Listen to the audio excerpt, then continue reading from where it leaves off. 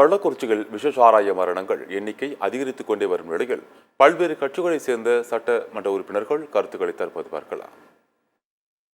தமிழ்நாடு அரசில் காவல்துறைக்கு பொறுப்பேற்றிருக்கிற முதலமைச்சர் சரியாக கவனம் செலுத்தி போலீஸை பயன்படுத்தியிருந்தால் இந்த துர்மரணங்கள் நடந்திருக்காது. வன்மையாக கண்டிக்கத்தக்கது. அதெல்லாம் பொதுச் செயலாளர் முடிவு செய்வார். மக்கள் நாளை தினம் சட்டமன்றத்தில் பேசுவார். அதெல்லாம் பொதுச் செயலாளர் சொல்லுவார்.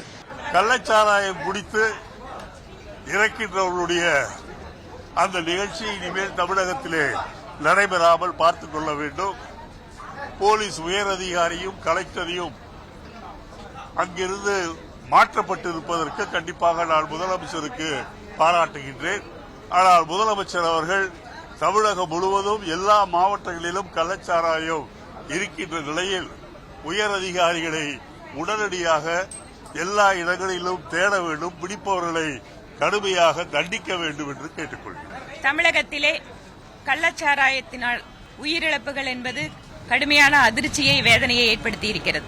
திராவிட முன்னேற்ற கழகம் மாநிலத்திலே ஆட்சிக்கு வருகின்ற பொழுது படிப்படியாக டாஸ்மாகை குறைப்போம் அப்படின்னு எல்லாம் சொன்னாங்க. அரசாங்கம் மது விற்பனையை மட்டுமே நம்பி இருக்கவில்லை.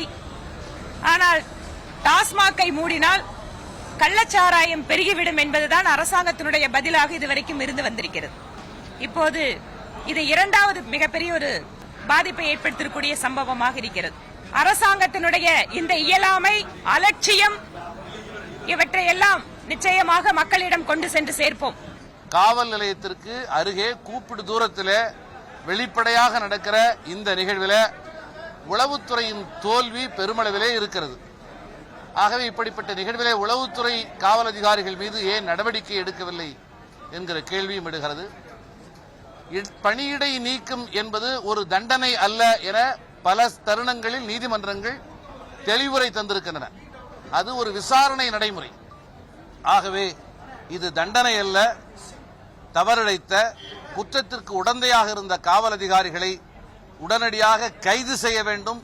இந்த கள்ளக்குறிச்சி சாவை, கள்ளச்சாராய சாவை முன்னுதாரணமாக எடுத்துக்கொண்டு தமிழ்நாட்டில் முழு மதுவிலக்கை கொண்டு வர வேண்டும் என்று தமிழக அரசு வலியுறுத்துறோம். ஒரு சொட்டு சாராயம் இல்லாத தமிழ்நாடு, போதைப் பொருள் இல்லாத தமிழ்நாட்டை உருவாக்கணும், மக்களை காக்கணும். அதுதான் நம்ம கடமையாக கருதணும்.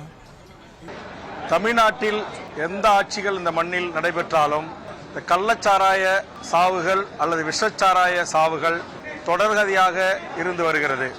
இதற்கு காரணமாக இருப்பவர்கள் யாராக இருந்தாலும் அவர்கள் இரும்பு கரம் கொண்டு அடக்கப்பட வேண்டும். இந்த சாராய விற்பனையில் தொடர்புடைய அரசியல்வாதிகள் மற்றும் இதற்கு உடந்தையாக இருக்கின்ற காவல்துறை மற்றும் மது ஒழிப்புத்துறை, மாவட்ட நிர்வாகத்தில் இருக்கிற உயர் அதிகாரிகள் சஸ்பெண்ட் செய்யப்படுவதை காட்டிலும் அவர்கள் டிஸ்மிஸ் செய்யப்பட வேண்டும்.